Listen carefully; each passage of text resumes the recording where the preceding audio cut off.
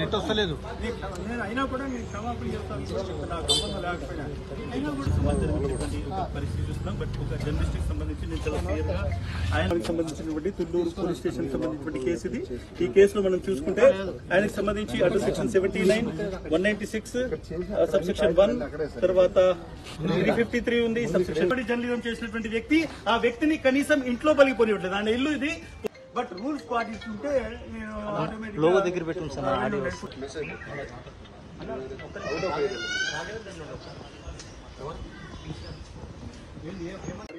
But rules పాటిస్తుంటే నేను logo దగ్గర పెట్టుకుని సార్ ఆడియో ఇంట్లో కూడా వెళ్ళిపోవడం అనేది నాకు ఆశ్చర్యంగా ఉంది.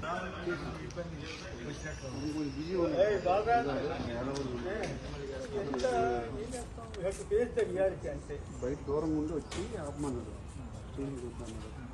రాష్ట్రంలో ఎక్కడంటే చంద్రబాబు గారికి, లోకేష్ గారికి కోపం వస్తే ఎవరైనా సరే జైలు పాలవ్వాలి, ఎవరైనా సరే ఇబ్బందులు పాలవ్వాలి. రాజ్యాంగము నేను కూడా అది చెప్పాను. నేను మీకు పూర్తిగా తాగిలిస్తానండి. మీరు రూల్స్ ప్రకారం వాళ్ళు మీరు వచ్చిన తర్వాత